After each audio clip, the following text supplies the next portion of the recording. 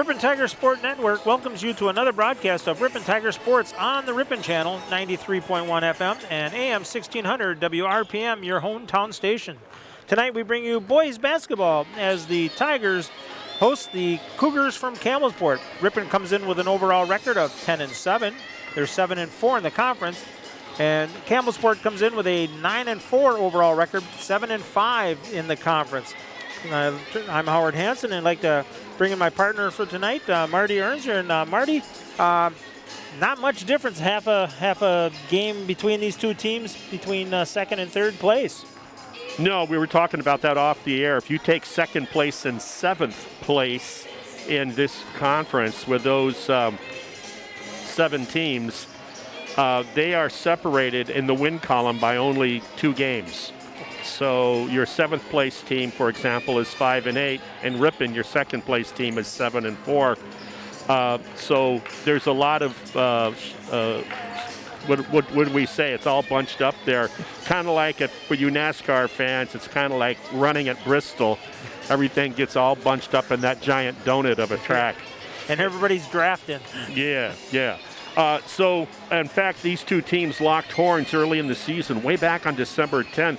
The Tigers won by double digits, 14 to be exact.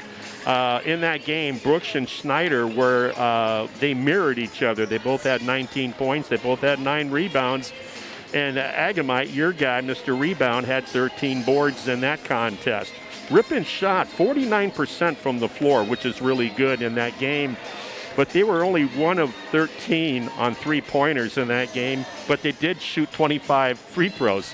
Conversely, when you look at Campbellsport, they were horrible from the floor, shooting as a team just 32%, but they launched 26 3 attempts and were able to make 9 of those and shot a very respectable 35%. That's what kept them in the game. They had 3 players that finished in double digits. It's interesting, this Campbellsport team coming in, they've won their last 2 conference games, and they're kind of a bit on a roll right now. One of those wins was over highly respected Winneconne, who's a very respectable team, and Ripon, we'll talk at halftime, is going to run into them in the WIA tournament first round.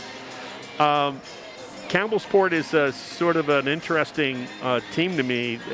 They're one of those teams that they barely got by Berlin, who's winless in the conference, by 3 points the other night. And yet, like I just said, they can show up and beat Winneconne. So you don't know who's going to show up. Ripon has to be more consistent. Both teams struggle double digits, Howard, we were talking about that, in the turnover area. And that's something, no matter who you're playing or when you're playing, you want to shore that up. You'd like to think you'd be better at it towards the end of the season than maybe at the beginning. Yeah. It comes down to, taking care of the ball, and, that'll take care of you. And yeah, conversely, you look at a team like Ripon, who, unfortunately, if you're a Tiger fan, beat us back-to-back games in 4 or 5 days. Their point guard just doesn't turn the ball over. He just flat out doesn't do that. And when you have a point guard that can do that on a high school team, who knows how many points that is worth for the bad guys, for your opponent, and for setting the table and setting up your other 4 teammates to make baskets. That's huge. It is a big difference there. And against Plymouth the other night, the Tigers just had that problem of not being able to take care of the ball. If they could have, cut down on the turnovers, they'd have been right in that game. It's hard to do against Plymouth. They're a long team. I was able to zoom in and watch the second half of that game. And they're just a long team, and they're a good team, and they're an efficient team. They shoot the pill very good from downtown. Speaking of which, that 3-pointer now towards the end of the season, they only shoot, Campbellsport, 26% from beyond the line. Ripon shoots a very respectable 34% as a team. And if it's a close game and it comes down to free throws, I like Ripon too. They shoot almost 70% as a team, and conversely, free throws. They barely, Campbellsport, shoot 50%. They shoot 52% from the charity stripe. So if numbers mean anything, you're one of those people that like to wrap yourself in those, you got to like Ripon tonight playing at home as a primer as they wind down into their conference play. This is my last game for the season that I'll be involved with. And then you head down south where it's warm. You lucky dog, you. Yeah. We'll turn around and be back with the starting lineups here on the Ripon channel in 2 minutes.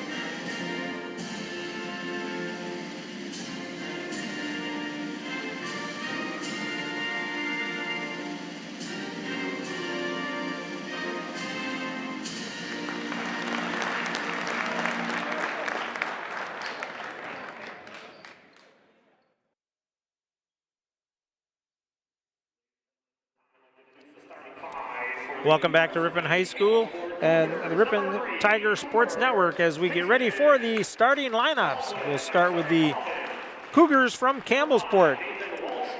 Number 3, a 6-foot junior, Cooper Cadman. Number 5, a 6'2 junior, Nathan Waldschmidt.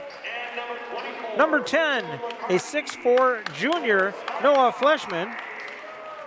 Number 12, a 6-foot junior, Joseph Murat.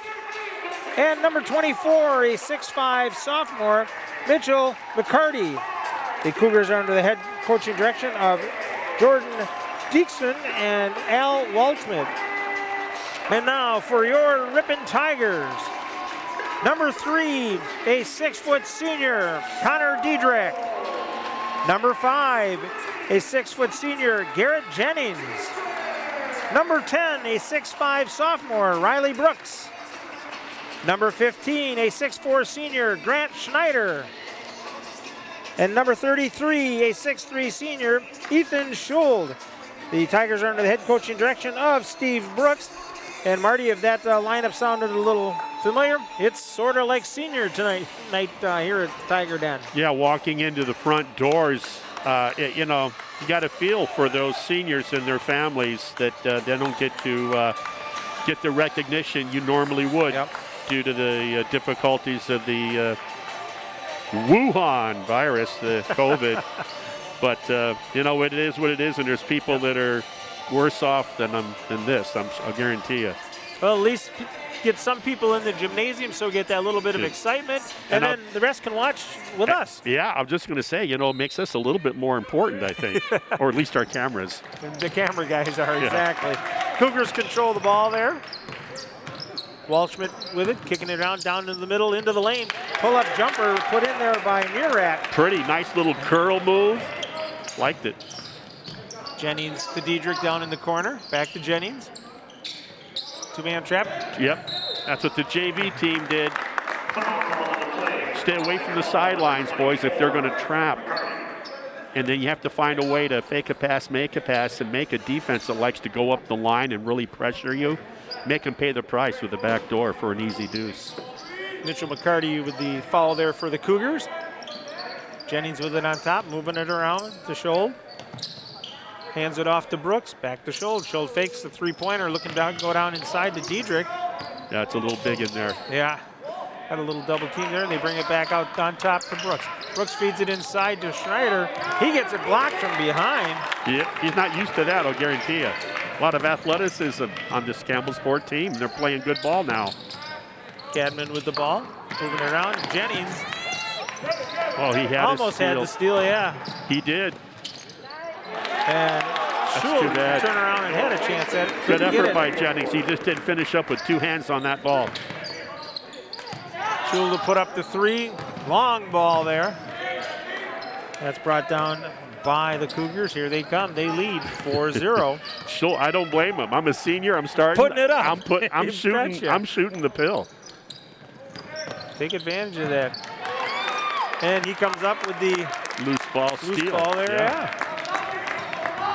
Jennings with the 3-pointer from the right side. Counted.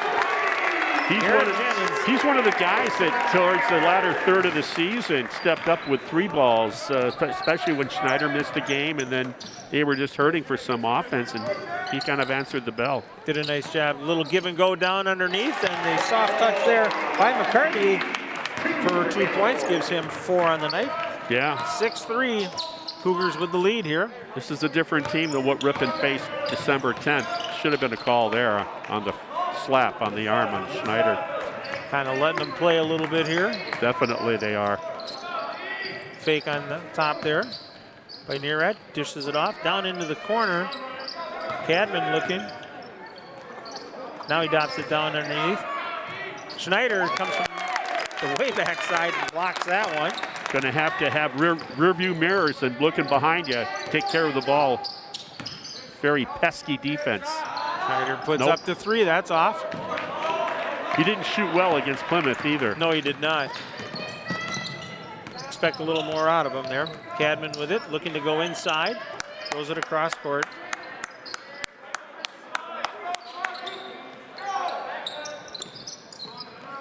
Fleshman with it. Whoa. The drive and the foul as Nearat was going to the hoop. Well, yeah, quick blow by. In one dribble, he got his shoulders past the defender and it was all over. And from there, good job by the point guard drawing a contact and now going to shoot 2. Foul there was on Schneider. First one's on its way and good for Nearat. Hillside Dental Associates in Ripon has been offering a complete range of premium dental care for over 35 years, including preventative hygiene, cosmetic and restorative procedures, along with Invisalign and sedation dentistry. That's Hillside Dental. Second one bounces out, loose out there, and Campbellsport comes up with that rebound, so they get another chance here. Driving the lane, Cadman, and dishes that off to McCarty, and he puts in another 2. Well done. 9-3, yeah. Good ball. Well done. Yeah, spread the floor, find the open man. Schultz was open, decided not to. And Diedrich will drive and loses the handle on the ball. They're going to say he was fouled. Yeah, that's what happened to Schneider before, and they didn't blow the whistle. Diedrich gets the benefit of the call that time. Good job by Drew to realize the lane was open. When you can get the ball in the middle, that draws the defense, and then if you're capable of finding an open teammate, it usually works in the offense's favor. Big difference here. Riley Brooks with the catch and shoot from the elbow, gets that one to drop. His first 2 points of the game. Makes it 9-5. Campbellsport on top here. Walshman dishing it off to Nearat. Thought about it, passes it off. Down in the corner to Walshman, goes down underneath and off the hands. All of a sudden, Campbellsport looks a little human there with another turnover. They've been moving the ball very well. Remember, this is a team that averages 13 turnovers per game. Ripon isn't a lot better, averaging about 11. Jennings will inbound it, get it to Brooks. Back to Jennings, and Jennings will bring it up, as he usually does. Crosses midcourt, working down the right side. Between the legs, nice. Dish off to Schneider, and Schneider will draw the foul. And he'll go to the line shooting 2. Foul be called on number 32, Pioneer. 15 comes to line, Schneider shooting 2. Weisbeer picks up the foul there. Schneider connects on the first one. 44, McCartney checks in for Campbellsport. McCarty checks back in for Campbellsport as Schneider gets ready for the second one. That one is good also. Cuts the lead down to 2 points, 9-7 with 14-14 to go here in the first half. Campbellsport with that 2-point lead. Waldschmidt with it up on top. being guarded by Brooks. Back to Waldschmidt. Nice pass down inside. Good double team there by the Tigers. Yeah. Tigers. Oh, that was just a good blow by there by Biersberg. Gets 2 points. 11-7. Jennings with it now. He's going down to Brooks. Brooks semi-double team, turns around and pulls up the jumper off the back of the iron. Diedrich had position, but you got to go up to get it. Well, he did. It's just that Breisbeier is just going to out-jump him every time.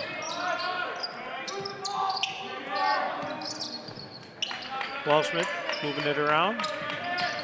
We get it outside to Neurath. Good feed underneath. Oh, just couldn't get it to finish off, but a good move there by McCartney. It was good defense, and he overlaid off the front end of the rim. 13 minutes left in the first half. Ripon trailing by 4. There's a theft. Oh, good save by Schneider. Yeah, it was. It's at the Diedrich. Diedrich feeds the corner. Now they go to Brooks in the corner. Working, a little fade away, gets it to drop. You can't defend that. Fade away there. 11-9 with 12:35 to go here in the first half. That was Sam Cassell fade away for you Milwaukee Bucks fans. Oh, you didn't box out. No way does that shooter get that rebound. Long board. Yeah. And a nice move underneath. And Jennings with the block there. Boy, they're definitely letting them challenge the shots here tonight. Double team, understand that, Schneider. Triple team, and he threw it away. Yeah, then he says something to the ref, that guy was fouled. Well, the decision on that by Schneider was not a good one. No, not at all.